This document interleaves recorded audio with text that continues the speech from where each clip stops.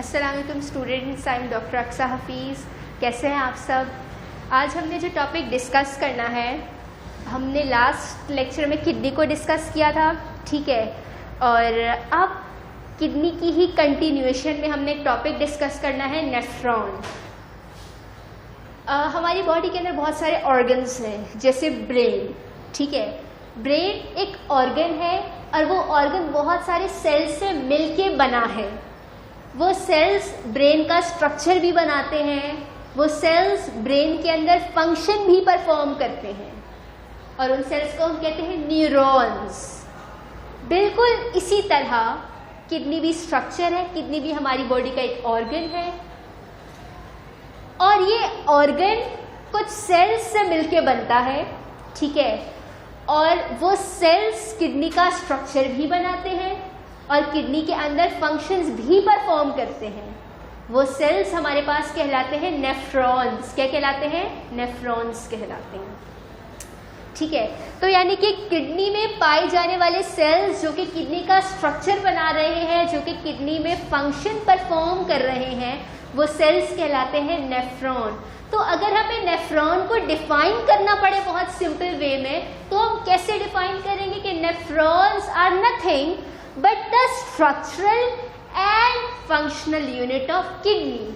कि किडनी का स्ट्रक्चर बनाने वाले, किडनी में फंक्शन परफॉर्म करने वाले सेल्स को क्या कहा जाता है? नेफ्रॉन्स। तो नेफ्रॉन्स को कैसे हम डिफाइन करेंगे? Nephrons are basically the structural and functional unit of kidney. कि नेफ्रॉन्स हमारे पास किडनी के अंदर स्ट्रक्चरल और फंक्शनल यूनिट है, यानी कि यही सेल्स किडनी का स्ट्रक्चर बना रहे हैं, यही सेल्स किडनी में फंक्शन परफॉर्म कर रहे हैं, ठीक है। अच्छा, हमारे पास दो किडनीज है, राइट किडनी और लेफ्ट किडनी, ठीक है। और हमारी बुक के अकॉर्डिंग हर किडनी के अंदर कितने नेफ्रॉन्स हैं? 1 million nephron. 1 million nephron in right kidney and 1 million nephron in left kidney. लेकिन जो एक्चुअल फिगर है, ठीक है, जो एक्चुअल आपको बड़े लेवल पे जो फिगर बताया जाता है वो ये है कि each kidney contains 1.2 million nephron, ठीक है। कि हमारे पास एक किडनी के अंदर कितने नेफ्रॉन हैं? 1.2 मिलियन नेफ्रॉन। अगर दोनों किडनी की बात करें तो टोटल कितने नेफ्रॉन्स होंगे? 2.4 मिलियन नेफ्रॉन। लेकिन हमारी बुक इसको सिंपल रखते हुए, हमारी जो सिंटैक्स बुक बोर्ड क्या कहती है कि हर किडनी में कितने नेफ्रॉन हैं? 1 मिलियन नेफ्रॉन्स हैं। क्लियर है? अच्छा, अब मैं थोड़ा किडनी के स्ट्रक्चर की बात करती हूँ। जो किडनी का स्ट्रक्चर जिससे स्टार्ट होता है, ठीक है, वो स्ट्रक्चर आपको एक कप शेप्ड स्ट्रक्चर नजर आ रहा होगा। ये कप शेप्ड स्ट्रक्चर ये पूरा कहलाता है मेल्फिजियन बॉडी। क्या कहलाता है? मेल्फिजियन बॉडी। इस मेल्फिजियन बॉडी के अंदर दो पार्ट्स हैं, दो हिस्से हैं। एक आपको रेड कलर का स्ट्रक्चर नजर आ रहा होगा, कैपिलरीज का network. Red because these are capillaries, तो इसलिए मैंने रेड से बनाया है। आपको ये रेड कलर का कैपिलरीज का नेटवर्क नजर आ रहा होगा। ये कैपिलरीज का नेटवर्क कहलाता है ग्लोमेरुलस। क्या कहलाता है? ग्लोमेरुलस कहलाता है, ग्लोमेरुलस, ठीक है। और साथ में बाहर आपको एक स्पेस नजर आ रहा होगा, ठीक है। ये स्पेस हमारे पास कहलाता है बोमेन्स स्पेस या फिर बोमेन्स कैप्सूल। बोमेन्स स्पेस या फिर बोमेन्स कैप्सूल। हमारे पास नेफ्रॉन जिस स्ट्रक्चर से स्टार्ट होता है, ये कप शेप्ड स्ट्रक्चर है, ठीक है। ये कप शेप्ड स्ट्रक्चर हमारे पास कहलाता है मेल्फिजियन बॉडी, ठीक है। और इस मेल्फिजियन बॉडी के अंदर मेल्फिजियन बॉडी दो चीजों पे कंसिस्ट करती है। एक आपको पास रेड कलर का एक कैपिलरीज का नेटवर्क नजर आ रहा है, आपको रेड कलर का कैपिलरीज का नेटवर्क नजर आ रहा है। This network of capillaries is called as glomerulus. क्या कहलाता है? ये ग्लोमेरुलस कहलाता है, ठीक है। और बाहर आपको स्पेस नजर आ रहा है, ये स्पेस हमारे पास कहलाता है बोमेन्स कैप्सूल या फिर बोमेन्स स्पेस। बोमेन्स कैप्सूल या फिर बोमेन्स स्पेस कहलाता है, ठीक है। थोड़ी सी बैकग्राउंड की तरफ बात करते हैं। ये हमारा हार्ट है, ठीक है। हार्ट से ऑक्सीजनेटेड ब्लड आता है एओर्टा। किसमें आता है? Systemic aorta. एओर्टा जब हमारे एब्डोमिनल कैविटी के अंदर जाती है किडनीज के अराउंड, तो एओर्टा दो ब्रांचेस में डिवाइड होती है। एक होती है right renal artery, right renal artery, ठीक है। और दूसरी हमारे पास लेफ्ट रीनल आर्टरी। क्लियर है? राइट रीनल आर्टरी नेफ्रॉन के लेवल पे जब जाती है तो ये बन जाती है आर्टीरियोल। क्या बन जाती है? आपको याद होगा बड़ी वाली आर्टरी होती है, जब आर्टरी थोड़ी छोटी होती है अंदर जाके तो उसको आर्टीरियोल कहते हैं, और आर्टीरियोल मजीद छोटी होकर क्या बनाती है? कैपिलरी बनाती है। बिल्कुल ऐसे ही रीनल आर्टरी जब नेफ्रॉन तक पहुंची तो वो क्या बन गई? आर्टीरियोल बन गई। ठीक है, अब वो आर्टीरियोल जो कि अंदर जा रही है, जो कि बोवेन्स कैप्सूल के अंदर जा रही है, वो आर्टीरियोल कहती है आफरेंट आर्टीरियोल। क्या कहलाती है? आफरेंट का मतलब जाना, आफरेंट का मतलब जाना। वो आर्टीरियोल जो कि वुमेन्स कैप्सूल के अंदर जा रही है वो क्या कहलाती है? आफरेंट आर्टीरियोल। क्लियर है? और ये आफरेंट आर्टीरियोल अंदर जाके कैपिलरीज के नेटवर्क बनाती है। ये कैपिलरीज का नेटवर्क आपको बना हुआ नजर आ रहा है, और ये कैपिलरीज का नेटवर्क हमारे पास कहलाता है ग्लोमेरुलस। क्या कहलाता है? ग्लोमेरुलस कहलाता है। ठीक है, और जब ये कैपिलरीज यहाँ से बाहर निकलती हैं, ये कैपिलरीज जब हमारे पास ये जो हमारे पास कैपिलरी है जब ये वुमेन्स कैप्सूल से बाहर निकलती है तो ये कहलाती है इफरेंट आर्टीरियोल। ठीक है, यानी कि वो वाली आर्टीरियोल जो कि वुमेन्स कैप्सूल में जा रही है that is called as afferent arteriole, और वो वाली आर्टीरियोल जो कि हमारे पास वुमेन्स कैप्सूल से बाहर आ रही है that is called as efferent arteriole. ठीक है, आफरेंट आर्टीरियोल ने अंदर जाके कैपिलरीज का नेटवर्क बनाया। This is called as, this network is called as glomerulus.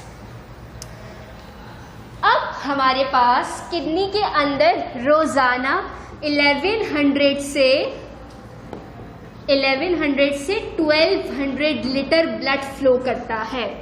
ठीक है, किडनी में हमारे पास रोजाना 1100 से 1200 लीटर ब्लड फ्लो करता है। ठीक है, और ये ब्लड रीनल आर्टरी से रीनल आर्टीरियोल से आफरेंट आर्टीरियोल, और आफरेंट आर्टीरियोल से आएगा ग्लोमेरुलस के अंदर। ठीक है, kidney is the place where filtration takes place, यानी कि हमारे ब्लड की फिल्ट्रेशन कहाँ होती है? किडनी के अंदर। हमारे ब्लड के अंदर से अनवांटेड सब्सटेंसेस, एक्सेस सब्सटेंसेस किस लेवल पे निकलते हैं? किडनी के लेवल पे, नेफ्रॉन के लेवल पे निकलते हैं। तो हमारे ये जो ब्लड आया है हमारे पास जो 1100 से 1200 लीटर पूरे दिन जो है वो ब्लड आता रहता है किडनी के अंदर, नेफ्रॉन्स के अंदर, उस ब्लड की प्योरिफिकेशन कहाँ होगी? नेफ्रॉन में। और नेफ्रॉन में कौन से लेवल पे? ग्लोमेरुलस के लेवल पे। यहाँ पे ब्लड है ग्लोमेरुलस के अंदर। ठीक है, अब इस ब्लड को प्यूरिफाई होना है। अब इस ब्लड को क्या होना है? प्यूरिफाई होना है, इस ब्लड को फिल्टर होना है। ठीक है, अच्छा ये आपको नजर आ रहा है, ये आपको नजर आ रही है ये आपको नजर आ रही है कैपिलरीज, ग्लोमेरुलर कैपिलरीज। आपको फर्स्ट टर्म में मैंने बात बताई थी कि जो कैपिलरीज होती है that contain single layer of endothelium. जैसे आर्टरी के अंदर 3 लेयर होती है, tunica externa, tunica media, tunica interna. Veins के अंदर भी tunica externa, tunica media, tunica interna. लेकिन कैपिलरीज में सिर्फ एक लेयर होती है, और वो लेयर क्या होती है? एंडोथीलियम की लेयर होती है। क्लियर है? तो ये भी आपके पास कैपिलरीज है, ग्लोमेरुलस में भी आपके पास क्या है? कैपिलरीज है। इन कैपिलरीज में भी सिर्फ एक ही लेयर है, और वो लेयर किसकी है? एंडोथीलियम की लेयर आपको नजर आ रही है। ठीक है, ये मैंने अलग से बना के आपको शो की हुई, आपके पास कैपिलरी है। ठीक है, ये कैपिलरी, और कैपिलरी में आपको ये सेल्स नजर आ रहे हैं, ये सेल्स, ये एंडोथीलियम के सेल्स हैं, एंडोथीलियम के सेल्स हैं। ठीक है, ये ग्लोमेरुलर कैपिलरी है, और कैपिलरी में किसके सेल्स मौजूद है? एंडोथीलियम के सेल्स मौजूद हैं। पूरी बॉडी के अंदर एंडोथीलियम में स्पेस नहीं होता, एंडोथीलियम में सुराख नहीं होते, लेकिन किडनी वो वाहिद ऑर्गन है, किडनी और लिवर। ठीक है, लेकिन किडनी बेसिकली वो ऐसा ऑर्गन है जिसकी एंडोथीलियम में आपको क्या मिलते हैं? पोर्स मिलते हैं। क्या मिलते हैं? पोर्स मिलते हैं, सुराख मिलते हैं, और इन पोर्स को हम कहते हैं फेनेस्ट्रेशन। क्या कहते हैं? फेनेस्ट्रेशन, यानी कि सुराख। तो इसीलिए ग्लोमेरुलस की कैपिलरीज को हम क्या कहते हैं? फेनेस्ट्रेटेड कैपिलरीज या फेनेस्ट्रेटेड एंडोथीलियम। कि यहाँ की जो एंडोथीलियम है, यहाँ की हमारे पास ग्लोमेरुलस की जो कैपिलरी है उसकी एंडोथीलियम कैसी एंडोथीलियम है? फेनेस्ट्रेटेड एंडोथीलियम है, यानी कि इसमें सुराख है। तो अब ब्लड जो है, हमारा जो ब्लड है उसमें रेड ब्लड सेल्स के अलावा और प्रोटीन्स के अलावा, रेड ब्लड सेल्स के अलावा और प्रोटीन्स के अलावा हर चीज इस फेनिस्ट्रेशन या इस सुराख से गुजर जाएगी। ठीक है, ये जो हमारे पास ब्लड फ्लो हो रहा है ग्लोमेरुलस कैपिलरीज के अंदर, इस ब्लड के अंदर रेड ब्लड सेल्स के अलावा और प्रोटीन्स के अलावा हर चीज इन सुराख से क्या हो जाएगी, गुजर जाएगी। Why not red blood cells? Reason बच्चों, रीजन क्योंकि रेड ब्लड सेल्स का साइज बड़ा है और इन सुराख का साइज क्या है, छोटा है। रेड ब्लड सेल्स का साइज 7 to 8 माइक्रोन होता है, ठीक है, और इन सुराख का साइज क्या है, छोटा है। अब ये चीजें जब ब्लड से, जब इन फेनिस्ट्रेटेड एंडोथेलियम से गुजर जाएगी तो इन चीजों को किस मेम्ब्रेन से गुजरना पड़ेगा, बेसमेंट मेम्ब्रेन। ये एक मेम्ब्रेन है, मेम्ब्रेन क्या कहलाती है, बेसमेंट मेम्ब्रेन से गुजरना पड़ेगा। ठीक है, फेनिस्ट्रेटेड एपिथेलियम के बाद, फेनिस्ट्रेटेड एंडोथेलियम के बाद ब्लड को किससे गुजरना पड़ेगा, बेसमेंट मेम्ब्रेन से गुजरना पड़ेगा। और आपको पता है ये basement membrane negatively charge membrane है। कैसी मेम्ब्रेन है, नेगेटिवली चार्ज मेम्ब्रेन है। और हमारी बॉडी के अंदर जो प्लाज्मा प्रोटीन्स होते हैं, यानी कि एल्ब्यूमिन, ग्लोब्युलिन और फिब्रिनोजेन, ये भी कैसे प्रोटीन्स हैं, नेगेटिवली चार्ज प्रोटीन है। क्या नेगेटिव और नेगेटिव अट्रैक्ट करेगा या रिपेल करेगा, ऑब्वियसली रिपेल करेगा। तो क्या नेगेटिवली चार्ज प्लाज्मा प्रोटीन इस बेसमेंट मेम्ब्रेन को क्रॉस कर सकते हैं, नहीं क्रॉस कर सकते।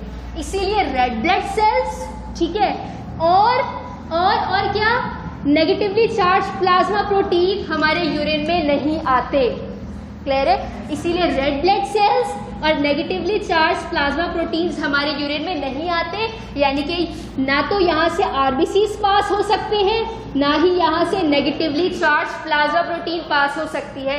उसके अलावा glucose, sodium, potassium, chloride, amino acid, salt, हर चीज जो है वो यहाँ से गुजरती है। ठीक है, और अब वो किससे गुजरेगी, एपिथेलियल सेल से। किससे गुजरेगी, एपिथेलियल सेल्स। ये ब्लैक कलर के आपको एपिथेलियल सेल्स नजर आ रहे हैं, और ये एपिथेलियल सेल्स हमारे पास कहलाते हैं विसरल एपिथेलियल सेल्स। क्या कहलाते हैं, विसरल एपिथेलियल सेल्स। ठीक है, अब हमारा ब्लड जो है, जो कि इस ग्लोमेरुलस के अंदर आया था, उस ब्लड के अंदर आरबीसीज के अलावा, नेगेटिवली चार्ज प्लाज्मा प्रोटीन के अलावा हर चीज इन सुराख से, इन बेसमेंट मेम्ब्रेन से, इन विसरल एपिथेलियम से गुजर के कहाँ पे आ चुकी है, वोमेन्स स्पेस के अंदर आ चुकी है। कहाँ पे आ चुकी है, इस वोमेन्स स्पेस के अंदर आ चुकी है। और जो फ्लूइड इस वोमेन्स स्पेस के अंदर आया है, ये कहलाता है फिल्ट्रेट। क्या कहलाता है, फिल्ट्रेट या फिर ग्लोमेरुलर फिल्ट्रेट। क्या कहलाता है, फिल्ट्रेट या फिर ग्लोमेरुलर फिल्ट्रेट कहलाता है। तो ग्लोमेरुलस में फिल्ट्रेशन होती है।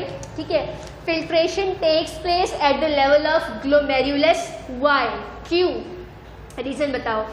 एक तो रीजन हमने क्या डिस्कस किया कि ग्लोमेरुलस में मौजूद एंडोथेलियम कैसी है, फेनिस्ट्रेटेड है। इस एंडोथेलियम में सुराख है, इसीलिए हमारे पास नेगेटिवली चार्ज प्लाज्मा प्रोटीन और आरबीसीज के अलावा हर चीज इस एंडोथेलियम से गुजर जाएगी। ठीक है, नेगेटिवली चार्ज प्लाज्मा प्रोटीन के अलावा हर चीज इस बेसमेंट मेम्ब्रेन से गुजर जाएगी, इस विसरल एपिथेलियम से गुजर के इस वोमेन्स स्पेस के अंदर आ जाएगी, इस वोमेन्स स्पेस या वोमेन्स कैप्सूल के अंदर आ जाएगी। और अब ये फ्लूइड कहलाएगा फिल्ट्रेट। क्या कहलाएगा, फिल्ट्रेट। और इस फिल्ट्रेट से फाइनली क्या बनना है, यूरिन बनना है। और ये यूरिन अब बनेगा कैसे, ये हम नेक्स्ट क्लास में डिस्कस करेंगे।